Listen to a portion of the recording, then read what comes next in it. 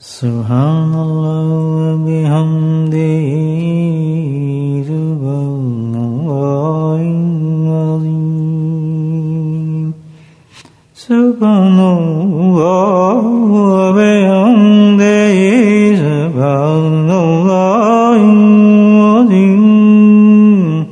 Subhanallah wa bihamdihi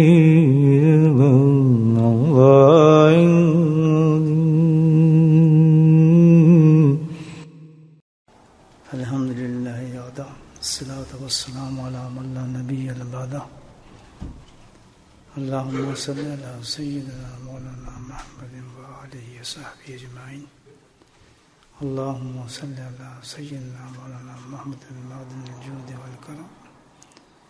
اللهم صل على سيدنا مولانا محمد وآله ألف ألف مرة. أما بعد. الحمدللہ اللہ سبحانہ تعالی اپنے فضل و کرم سے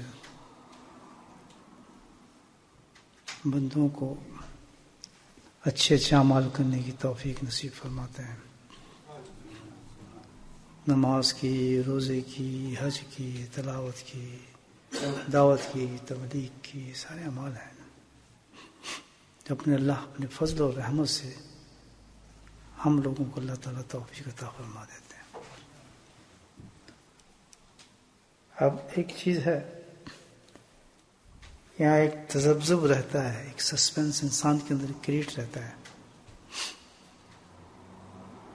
کہ بھئی جو ہم عمل کر رہے ہیں یا وسوسہ سمجھ لیں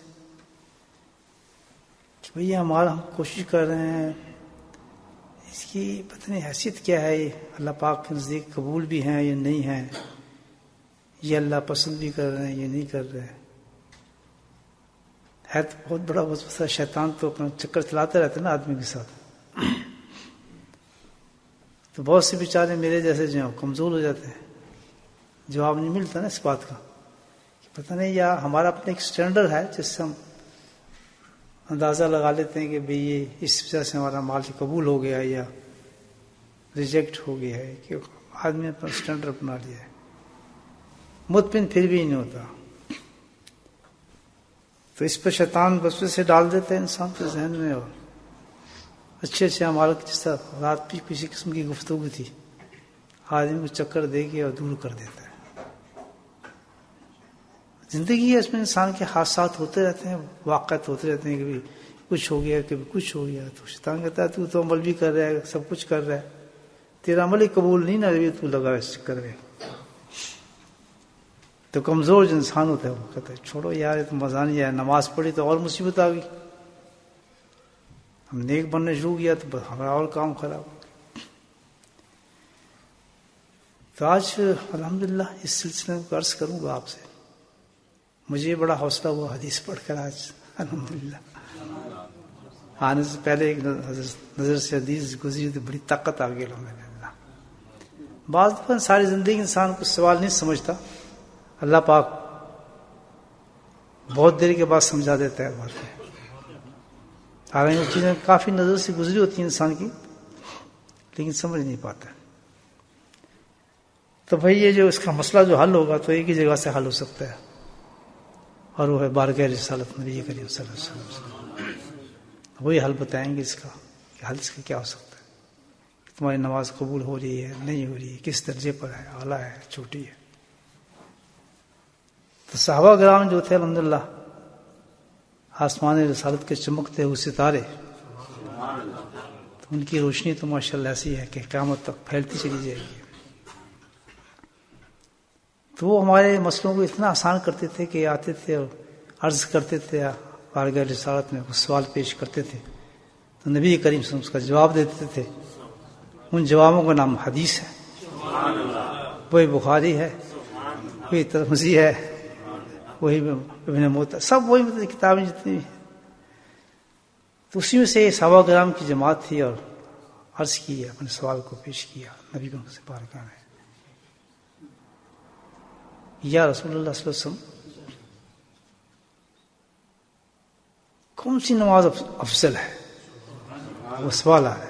یعنی افضل سے مراد کیا ہوا کہ اللہ مقبول فرما لے. اعلیٰ کون سی افضل نماز اعلیٰ افضل اللہ قبول فرمائے.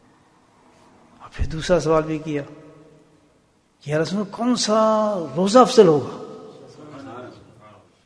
تیسرا سوال کر دیا یا رسول اللہ کون سا جہاد افضل ہوگا. گو کے سارے اعمال آ رہے ہیں اس میں جتنے ہم کرتے ہیں. بہت بڑا سوال تھا وہی جو ہمارے ذہن میں آتا ہے کہ بھئی اللہ کون سے نماز کو قبول فرماتے ہیں, اللہ تعالیٰ کون سے روزے کو قبول فرماتے ہیں, اللہ پاک کس حج کو قبول فرماتے ہیں. اگر آج پتہ چل جائے میرے بھائیوں تو میں تو کہتا ہوں الحمدللہ آج سے زیادہ مبارک دن کوئی نہیں ہوگا. بولے سبحان اللہ. قدر کرنے والی بات کر رہا ہوں, قدر ہو اس کے لیے تو آج ماشاءاللہ کام بن گیا. کریں گے جو نبی پاک نے فرمائیں گے وہ آپ کریں گے یا نہیں کریں گے؟ اب یہ تو ہمارے پہنا کچھ تمہاری آج پتہ لگ جائے گا الحمدللہ. نہیں کریں نہ کریں لیکن اللہ کے نبی نے بتا دیا. تینوں سوالات, تین سے مراد یہ تھے ساری اعمال آ جاتے ہیں اس کے اندر. پوچھا کہ کون سی نماز اللہ تعالیٰ قبول فرمائیں گے, اس کو کون سی افضل ہے, تو جواب آیا اللہ کا ذکر. سبحان اللہ. پھر بولے سبحان اللہ. چپ صاحبہ. اچھا یہ بھی بتائیں پھر کون سا روزہ افضل ہے, تو ادھر سے جو آیا اللہ کا ذکر. سبحان اللہ. یہ کیا بات.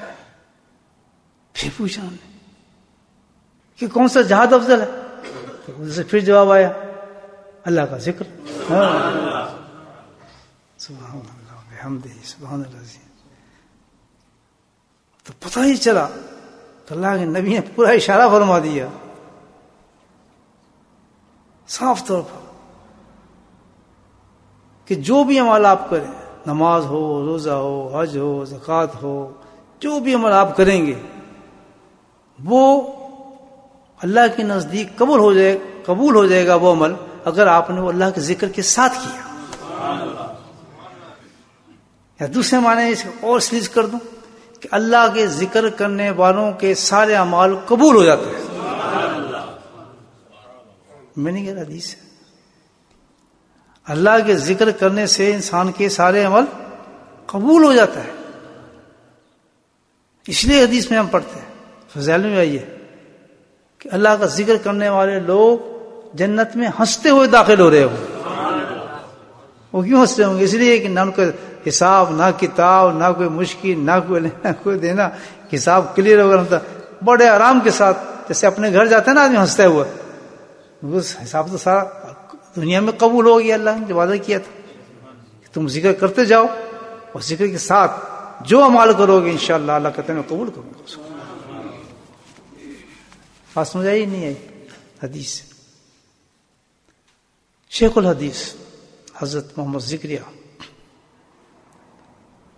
قدس سرہ نے اس پر تفصیل لکھی ہے. ان کی بھی رائے سن لیں کیا فرماتے ہیں اس تفسیر میں. فرماتے ہیں یہ حدیث کا مفہوم بیان فرمایا آپ. وہ کتنے بڑے آدمی ہیں. کہتے ہیں بھائی اس سے صاف پتہ چل گیا کہ ذکر کا مقام کیا ہے, ذکر کتنی بڑی چیز ہے. کہتے ہیں ذکر کا مقام تو ایسے ہی ہے کہ جیسے انسان کا جسم ہو, بہت ہی خوبصورت ہو, بہت ہی توانا ہو, بہت ہی جاندار ہو, بہت ڈیل ڈول ہو, سب کچھ اس میں ہو, لیکن روح نہ ہو. جسم ہوگا اس کو کہاں رکھیں گے؟ مردہ خانے میں. مردہ خانے میں زیادہ نہیں رکھتے, اور کہیں گے اس کو زمین کے اندر رکھو. بیکار ہو گیا تو اتنا بیکار ہو گیا کہ تم مردہ خانے میں تھوڑے دیر سے رہے گا وہاں بھی بو پھیلا دے گا. کہاں لے جاؤ اس کو؟ زمین کے نیچے دباؤ, اور دباؤ بھی اتنا کہ اتنا فٹ نیچے کھودو. اللہ یہ ہم ہیں بھائی جو پھر رہے ہیں نا بہت لمبے چوڑے عیش کرتے. تو سارا کمال کس چیز کا ہے؟ روح کا ہے. اس جسم سے اگر روح نکلی جسم بیکار, چاہے کتنی طاقت ہو, کتنے خوبصورت ہو. یہ حضرت شیخ فرما رہے ہیں رحمہ اللہ. تو ساری جسم کی جو خصوصیات ہیں, جو لینا دینا ہے, سب کس وجہ سے ہے؟ اونچا بولو. روح کی وجہ سے. تو فرمان بعین اللہ کے نبی نے یہ فرمایا کہ چاہے اعمال کتنے کر رہے ہیں آپ, کتنا پڑھ رہے ہیں, جو کچھ بھی آپ کر رہے ہیں, لیکن اس کی جان کس سے ہوگی؟ روح سے ہوگی. اللہ کا ذکر جو ہے ہر اعمال کی روح ہے. شیخ ہمارے کس کی اہمیت کو سمجھو. نماز تو پڑھ لی آپ نے, لیکن اس کی روح ہے. حج کر لیا آپ نے, اس کی روح ہے. تو بغیر روح کے اعمال ہیں, ان میں نورانیت نہیں آ رہی, وہ تو بلندے بھی نہیں ہوں گے, اللہ کی بارگاہ تک کیسے پہنچ سکتے ہیں؟ تو فرمایا اگر اپنے اعمال کو افضل کرنا چاہتے ہو, بلند کرنا چاہتے ہو, اللہ کے حضور میں پیش کرنا چاہتے ہو, تو پھر کس چیز کی عادت ڈالو؟ اللہ کے ذکر کو ساتھ رکھو. سبحان اللہ. کتنا زبردست نقطہ بتا دیا اللہ کے نبی نے. اور یہ بھی سمجھ گئے کہ اللہ کا ذکر کتنی اہم چیز ہے. کیا آپشن ہے بتائیں؟ وہ تو صحیح, اللہ نے توفیق دے دی, اللہ نے توفیق دے دی, ہمارا جسم بھی دے دیا, سب کچھ دے دیا, لیکن روح نہ ڈالے تو اس کی کوئی قدر نہیں. اسی طرح اعمال جب کرتے ہیں, کتنے بھی اعمال ہم کریں الحمدللہ اللہ کی توفیق سے, لیکن اس روح ان اعمالوں کو زندہ کرنا ہوگا, اور زندہ کرنے کے لیے اللہ کا ذکر ہے.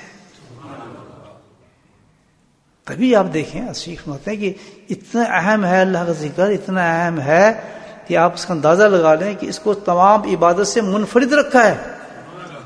منفرد سمجھتے ہیں یعنی الگ رکھا ہے, اس کو بالکل الگ رکھا ہے. اس حساب سے الگ رکھا ہے کہ کرنے کے لیے, اس عمل کے لیے بالکل الگ پوزیشن بتائی اللہ نے پورے قرآن کے اندر, ڈفرنٹ بتائی ہے. نماز کا حکم آتا ہے کتنی دفعہ؟ 5 دفعہ. روزہ کا حکم آتا ہے 1 مہینہ. زکوٰۃ کا آتا ہے تعداد بتائیے. حج کا آتا ہے 1 دفعہ. اور جب اللہ کے ذکر کا بیان جہاں بھی قرآن میں آیا تو ساتھ میں کیا ہے؟ کثیرن کثیرہ.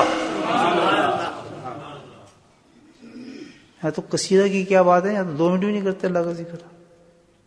یہ ہے شیطان کا سب سے بڑا دھوکہ. حضرت شیخ فرما رہے ہیں, میں ان کے حوالے سے بات کر رہا ہوں, اپنی نہیں کر.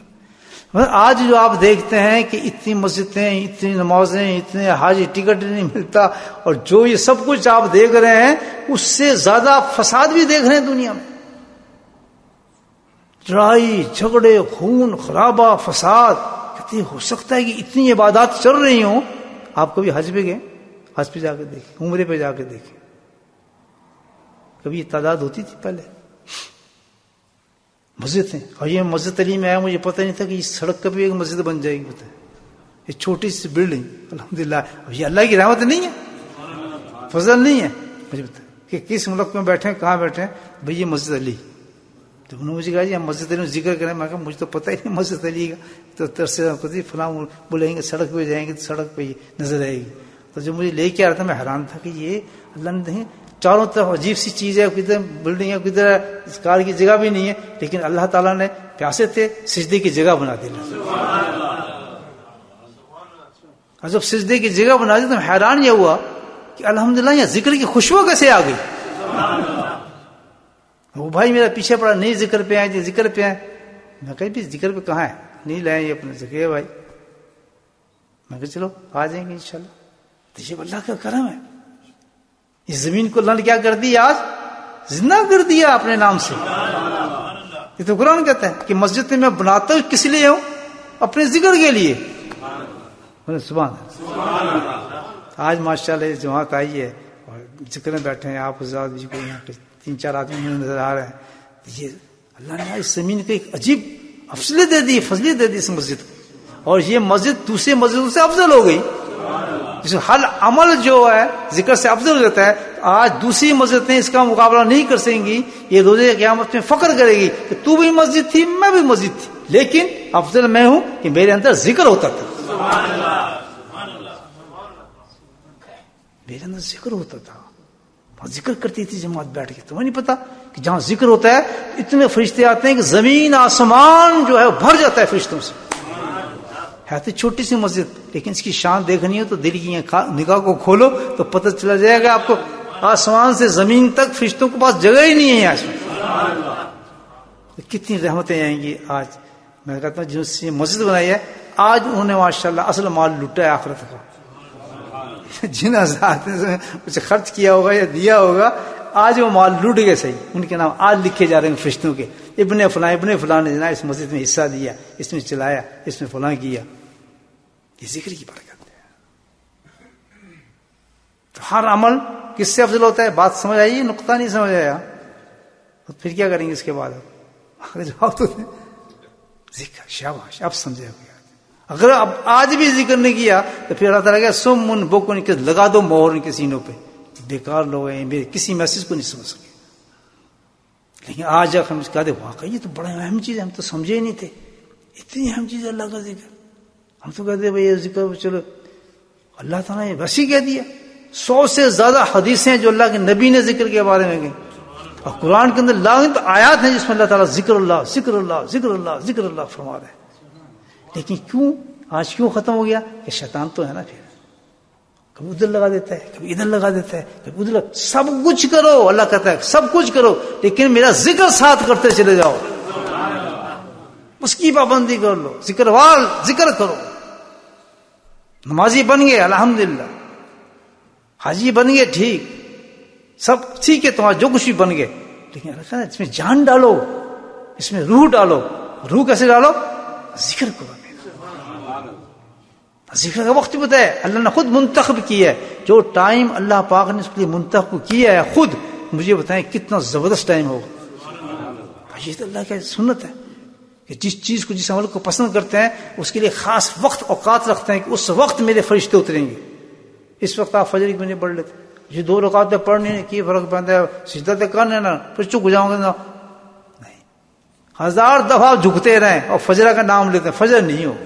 فجر اس وقت ہوگی جب اللہ کے نبی نے کہا، اللہ نے حکم فرمایا اس وقت اس ٹائم پہ اٹھ کے سجدے کرو گے تو فجر بن جائے گی. ایسا یہ نہیں ہے 4 رکعت ہم عصر میں پڑھتے ہیں، عشاء پڑھتے ہیں، لیکن نہیں، یہی ٹائم پہ جو آگے سجدہ کرو گے 4 پڑھو گے تو وہ کیا بن جائے گا؟ ظہر بن جائے گی. تو اسی طرح ہے کہ یہ جو روح ہے تمام اعمال کی، اس کے لیے حکم فرمایا کہ اس کے لیے تمہیں کرنا کیا ہے؟ بکرات، صبح اور شام. صبح بکرات، صبح سورج نکلنے سے پہلے فجر پڑھو، فجر کے بعد اللہ کے ذکر میں مشغول ہو جاؤ. سب بمان رہیں گے، کس میں مشغول ہو جاؤ؟ سارے صحابہ کی زندگی یہ تھی، نبی پاک صلی اللہ علیہ وسلم کی زندگی یہ تھی، اٹھا کے دیکھ لیں، اور سارے ہمارے اکابرین کی زندگی بھی یہی تھی. بیٹھتے تھے کب تک؟ کہ جب تک سورج نہ نکلے اللہ کے ذکر میں محو رہو، یاد کرو. کیوں؟ کہ یہ وہ وقت ہے جس میں دنیا کی ہر چیز مجھے یاد کرتی ہے. سب بحر اللہ معاف، کیوں یہ میں نے یہ منسلک کیا ہے یہ وقت جو ہے صبح کا، کس لیے؟ بس مجھے یاد کرنا ہے، مجھے بیٹھ رہا ہے. آج ہے کوئی نظر آتا مجھے یہ کام کرتا؟ بس رونا پڑا ہے کہ پیٹنا پڑا ہے، آج یہ ہو گیا امت میں، فلاں ہو گیا، ہزاروں ہم کرتے رہتے ہیں، یہ کر لو فلاں کر لو، یہ دعائیں. اللہ کے کہنا نہیں مانتا. اللہ پاک کہتے ہیں کہ ہر مسئلہ حل کر دوں گا اور میرے مطابق تم نے زندگی کو گزارا. صبح سب کتاب بند کر دو، نماز پڑھنے کے بعد وہیں بیٹھ جاؤ، ٹک جاؤ، اللہ کا ذکر شروع کرو. جیسے سورج نکلے اللہ تعالیٰ کہتا ہے سورج نکلتے ہی 2 رکعت پڑھو اور سیدھا دو اللہ تعالیٰ کو، اور شکر کرو کہ اللہ پاک تو نے کیا خوبصورت میرا دن شروع کر دیا آج. اللہ تعالیٰ کہتا ہے خیر، جب تو یہ ختم کرے گا اسی کے ساتھ پہلا انعام تجھے دوں گا، 1 حج 1 عمرے کا پورا ثواب. ابھی نکلے بھی نہیں آپ دروازے سے، ہر آدمی سے حج کا ثواب لے کر آ رہا ہے. اور شیطان نے اس کو کیا ہوگا؟ ہزاروں دروازے کھولے ہوں گے، نیند آ رہی ہوگی، کسی کو کچھ آ رہا ہوگا، کسی کے ٹیلی فون آ رہے ہوں گے، کسی فلاں آ رہا ہوگا، کسی سے ملنا ہوگا. اسی ٹائم پہ وہ پورا زور لگاتا ہے. اور سب سے بڑا زور کیا؟ یا فرض تو نہیں ہے نا یار بیٹھنا، کیا ہے؟ اس بات کو یاد رکھ لو کہ یہ روح ہے، اس کے بغیر ہمارا جو عمل ہے وہ قبول نہیں ہو رہا. میں حدیث بتائیے آپ بیٹھیں گے، بات سننے آئے گی تھوڑی سی، آ گئی نہیں؟ حال تک نہیں اتری، نہیں تھوڑی سی. یہ شیطان ہے. کامیاب انسان وہی ہے جس نے اپنے نفس کو مارا، شیطان کو مارا. بس صبح، اس کے بعد دوسرا کون سا ٹائم بتایا؟ بکرتوں ہوا عشیہ، کہ جیسے ہی شام کا وقت ہو، سبحان اللہ، پرندے اپنے گھونسلے میں جا رہے ہوں، سورج غروب ہو رہا ہو، اور تیرا کیا کام ہے؟ الحمدللہ کہ تو آ نماز پڑھ، نماز پڑھنے کے بعد الحمدللہ کس میں شامل ہو جا؟ اللہ کے ذکر میں شامل.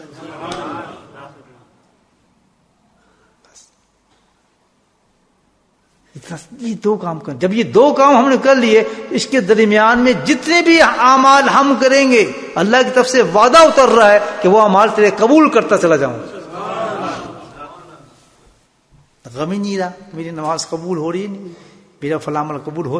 اللہ نے کہہ دیا قبول ہے. کیوں؟ اگر صبح و شام تو نے ذکر کی اللہ کے کہنے کے مطابق تیرا ہر عمل قبول ہو رہا ہے. اللہ ہر مصیبت دور ہو رہی ہے, ہر پریشانی دور ہو رہی ہے. کہنا چاہیے نا بھائی. اب سمجھایا ذکر کتنا ضروری ہے. ہاں اب آگے چلیں, تھوڑی سی اور بات کروں پھر شروع کرتے ہیں ذکر انشاءاللہ. ابھی کچھ ہیں آدمی بیٹھے, ایک تو چہرے نظر آ رہے ہیں تو نئی مسجد ہے تو اب تھوڑی سی آگے بات کر لیتا ہوں. باقی تو ساری میچور آدمی جتنے بیٹھے ہیں آپ کے سامنے ماشاء اللہ سالوں سے لگے ہوئے. بھائی اور ذکر سمجھو کیا چیز ہے. ذکر کیا چیز ہے. ذکر دو طریقے سے کرنا ہوتا ہے.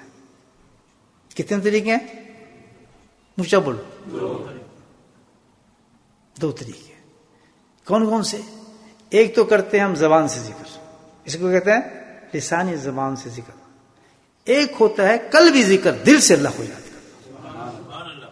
ہم زبانی ذکر تو بہت جانتے ہیں, یہ تسبیح کر لی, دروشی پڑھنے سے بھائی بھی تسبیح کر رہے ہیں ماشاءاللہ, وہ تسبیح کر رہا ہے, یہ دروشی پڑھ رہا ہے, ہم کیا ذکر کر رہا ہوں. الحمدللہ ذکر ہے, نو ڈاؤٹ.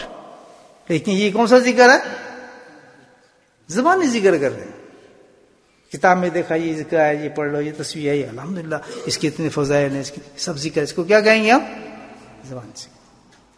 دوسرا طریقہ جو اس سے افضل ہے, اسپیشل ہے, اس کو کیا کہیں گے؟ قلبی ذکر,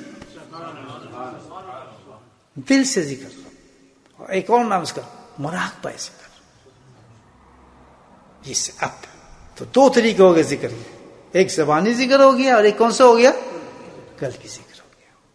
اچھا, دونوں میں فرق, بڑا فرق ہے. دونوں میں بہت فرق ہے, قلبی ذکر میں اور زبانی ذکر. ایسے فرق ہے کہ جیسے اس کی مثال کہ ایک دوا آپ کیمسٹ کے پاس جاتے ہیں اور کاؤنٹر خرید لیتے ہیں, پیناڈول دے دیں جی, فلاں دے دیں, خرید لیتے ہیں نا, پتہ ہے نام بھی پتہ ہے, ہاں یہ لے جائیں.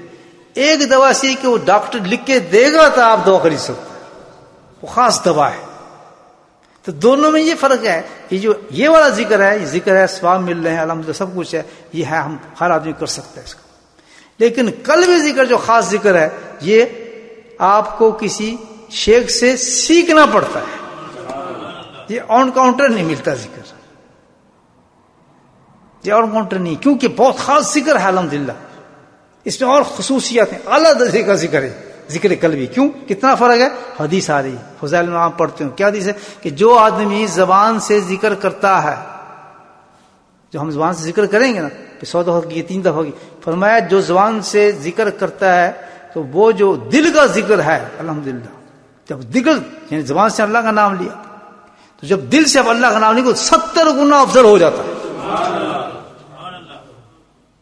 کتنا ہو جاتا ہے؟ اور یہ ایسا ذکر بن جاتا ہے کہ اتنا نورانی ہو جاتا ہے جو آپ دل سے ذکر کرتے ہیں, سب حدیثیں بتا رہا ہوں, اتنا نورانی بن جاتا ہے کہ یہ فرشتے فیل ہو جاتے ہیں لکھنے والے. کرا ان کا آدمی 2 فرشتے ہیں نا جو سب کچھ لکھتے ہیں, یہ نہیں لکھ سکتے اسی پر. سبحان اللہ, سارے اعمال لکھ رہے ہیں, نہیں, وہ آدمی حاضر ہوگا, یہ افسر پڑھ لیں آپ حدیث پیش کیا جائے گا اس کو اللہ کے دربار میں, تو اس کے سارے اللہ کا اعمال دکھاؤ, یہ دونوں دکھائیں گے امال, یہ نیک امال ہے, بد امال ہے, لسٹ چلتی جائے گی, تو ختم ہو جائے گی, اللہ کہ اور دکھاؤ, یہ اور تو ہے ہی نہیں. کہتے کیوں نہیں ہے؟ اللہ تم نے جو پین دیا تھا نا لکھنے والا, وہ تو تھا ہی ایسا پین کہ وہ تو زبان ہلتی ہی نہیں تھی, تو ہم اس کو لکھنا شروع کر دیتے تھے. اس پہ احتیاط کریں آپ بھی, میں بھی, مجھے بھی کرنی چاہیے. ہر چیز لکھی جاتی ہے, پرنٹ ہو جائے گی, اس سے گالی نکالے پرنٹ, بکواس کی پرنٹ. اتنی زبان کو کنٹرول کرنا چاہیے کہ وہ لکھا جاتا ہے سارا. یہ اللہ جو کچھ بھی طاقت آپ نے دی تھی, ہمیں قلم دیا تھا, ہم نے سب کچھ لکھ کے آپ کی خدمت پیش کر دیا. کہتا ہے ٹھیک ہے, میں تمہیں بلائم تو نہیں کر رہا, تمہیں طاقت ہی نہیں تھی. وہ بندہ ایک ایسا عمل کرتا تھا, اس کے پاس ایک ایسا عمل تھا کہ ڈائریکٹ وہ اس کو میں خود چنتا تھا اس میں. پر سبحان اللہ، یا اللہ وہ کون سا عمل تھا جو ڈائریکٹ تیرے پاس جا رہا تھا، ہم بھی نہیں اس کو دیکھ سکتے تھے، تو میں تم اس کو اتنا نورانی اور زبردست عمل تھا تم نہیں پہنچ سکتے تھے۔ وہ کیا تھا؟ جب بندہ بیٹھ کے دل میں مجھے یاد کرتا تھا تو میں اس کو اپنے پاس لاتا تھا۔ آج تم پیچھے ہٹ جاؤ، آج میں خود اس کو انعام دوں گا جو اس نے ذکر کیا اللہ۔ اس کو کیا کہتے ہیں؟ قلبی ذکر۔ یہ کیا ہوتا ہے؟ کتابوں سے سیکھتے۔ اب اس کے لیے کیا کرنا پڑتا ہے؟ کسی شیخ سے سیکھنا۔ اس میں کیا بری بات ہے؟ بتاؤ، یہ تو قرآن میں ثابت ہے۔ کتنے علم دیے اللہ پاک، نبی کتنے علم لے کر ہے؟ 3، جو علم کتاب والحکمت یزکیہم، یہ ہے نا قرآن میں۔ اللہ کے نبی کیا لے کر آئے؟ کتاب کا علم، دوسرا علم فقہ اور شریعت کا علم، اور تیسرا کون سا تھا؟ تزکیے کا، تصوف کا، ذکر کا علم۔ یہ ہم پتہ ہی نہیں، یہ بند کر دی کتاب، تبھی تو جوتے کھا رہے ہیں۔ یعنی نبی پاک سمجھو 3 چیزیں لے کر آئے تھے، ایک کو وہیں بند کر دیا کہ جی ہمیں پسند ہی نہیں، تو ٹائم ویسٹ ہوتا ہے اس سے، ہے نا بھائی؟ ابھی 3 علم دیے ہیں، اچھا ٹھیک ہے، میں نے کتاب کا علم سیکھنے، اللہ کے نبی نے کہا جو کتاب میں کتاب کے علم، کہاں جائیں گے بھائیوں؟ کتاب سیکھنے، قرآن سیکھنے کہاں جاتا ہے بچہ؟ ہے مدرسہ ہے مسجد میں؟ آتے ہیں بچے؟ نہیں آتے؟ کیوں آتے؟ غریب بیٹھ جائیں، سیکھ لیں، خود ہی خدا پڑھ لیں، سیکھ جائیں گے کچھ لوگ۔ نہیں، مدرسے جاؤ، کسی قاری صاحب کے پاس جاؤ، تلفظ صحیح کراؤ، حجے صحیح کراؤ، ہے یا نہیں؟ کیا سیکھنے آتے ہیں؟ علم کتاب۔ دوسرا علم کون سا تھا؟ فقہ اور شریعت کا علم۔ خود بن جائیں گے آدمی، سیکھ لیں گے آپ۔ کہاں جانا پڑتا ہے؟ دارالعلوم۔ بچے کو کہاں داخل کرتے ہیں؟ دارالعلوم میں۔ کیوں؟ جی یہ علم سیکھے گا، شریعت سیکھے گا، فقہ سیکھے گا، جی خود سیکھ لے۔ نہیں نہیں، یہ ہے کیا بات کرتے ہیں، عالم کو بن سکتا ہے جب تک بیٹھے گا نہیں، ٹیچر پڑھائے گا نہیں۔ کتاب کے علم سیکھنے کے لیے ٹیچر چاہیے، فقہ کے علم سیکھنے کے، شریعت سیکھنے کہاں جانا ہے؟ ٹیچر چاہیے۔ تو تیسرا علم کہاں سے آئے گا؟ خود ہی آ جائے گا، خود کہاں سے آ جائے گا؟ تیسرے علم کو سیکھنے کے لیے استاد کے پاس جانا پڑے گا نہیں پڑے گا؟ پڑے گا نا۔ تو کون سا ہے؟ ایک کے لیے مدرسے میں جا رہے ہیں، دوسرے کے دارالعلوم میں جا رہے ہیں، تیسرے کے لیے آپ کو کہاں جانا پڑے گا؟ خانقاہوں میں جانا پڑتا ہے، شیخ کے اڈے پہ جانا پڑتا ہے۔ جب اللہ کرم فرماتے تو خود شیخ آ جاتا ہے۔ اس کو کریں، وہ خانقاہ چل کے بھیج دیتا اللہ تعالیٰ کہ یہ بندے مجھے بڑے موجود ہیں، یہ کہاں جائیں گے؟ خانقاہ بھی بیچارے بہت نیک آدمی ہیں، شریف آدمی ہیں، بڑے پیارے آدمی ہیں، آج تو بہت خوبصورت آدمی، چل میں اپنی خانقاہ کو خود ہی بھیج دیتا ہوں اللہ تعالیٰ۔ بولے سبحان اللہ۔ یہ ہسٹری میں کبھی کبھی ہوتا ہے، کبھی کبھی ہوتا ہے۔ آؤ مثالیں دیتا ہوں۔ پہلا علم سیکھا ہمارے اکابرین نے، کہاں گئے؟ مدرسوں میں۔ دوسرا سیکھا کہاں گئے؟ دارالعلوم میں سے۔ تیسرا سیکھا تو کہاں گئے؟ اللہ والوں کے پاس پہنچے۔ کون تھا؟ میں بتاتا ہوں۔ حضرت شیخ الحدیث رحمہ اللہ، کتنے بڑے انسان تھے، اب سب جانتے ہیں، ہمارے بچے نسلیں جانتے ہیں ان کے بارے میں، تھے نا۔ پہلا علم سیکھ لیا، بہت لاجواب۔ دوسرا شیخ الحدیث، پڑھاتے بھی تھے۔ تیسرا علم کہاں سیکھا؟ حضرت سہارنپوری کے قدموں میں جا کے بیٹھنا پڑا، ان کے جوتے اٹھائے، ان کی خدمتیں کی، ٹانگیں دبائیں، ہاتھ باندھ کے کھڑے ہو گئے، ساری ساری رات بیٹھتے تھے۔ آپ بیتی پڑھیں، آپ ان کی کرتے تھے یا نہیں کرتے تھے؟ کہ حضرت آپ تو حدیثیں جانتے ہیں، سب اتنے بڑے عالم ہیں، آپ یہاں کیا کرنے آ گئے ان کے پاس؟ کہتے بھائی یہ علم تو یہیں سے ملے گا، مجھ سے آگے چلے۔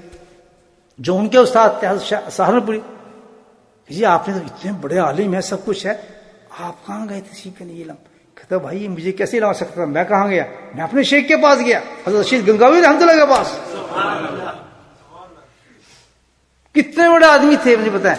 تو چلے حضرت رشید گنگاوی رحمۃ پوچھتے ہیں، جی آپ تو بہت بڑے عالم تھے، آپ کی کیا، کہاں گئے؟ کہتے بھائی یہ تو 2 ہی چیزیں میرے پاس تھی، کچھ بھی نہیں تھا، یہ بھی میں تیسرا علم بھی میں سیکھنے گیا۔ کہاں گئے جی؟ سبحان اللہ، حضرت امداد اللہ مہاجر مکی رحمۃ اللہ کی خدمت میں پہنچے۔ انہوں نے کہا بھائی کیوں آئے ہو؟ کہتے جی میں حضرت تیسرا علم۔ کہتا میں عالم شالم نہیں ہوں۔ یہ کون ہے؟ مہاجر مکی کہہ رہے ہیں کہ میں نماز کتاب فقہ کے علم میرے پاس نہیں ہے۔ کہتے جی وہ تو ہمارے پاس بہت ہے، دنیا کو فیضیاب کر رہے ہیں، ہزاروں کتابیں لکھی ہیں، لیکن یہ علم ہمیں کہیں سے ملا، حضرت ہمیں یہ علم سکھا دیجیے۔ سیکھا نہیں سیکھا؟ گئے یا نہیں گئے؟ کیونکہ ان کو شوق تھا، ان کو ڈر تھا آخرت کا، ان کو قبر کا ڈر تھا. ان کا یہ 2 علم کام نہیں چلیں گے ہمارے، اللہ قبول فرمائیں گے نہیں فرمائیں گے، پتہ نہیں ہمارا قبر میں کیا حال ہو جائے.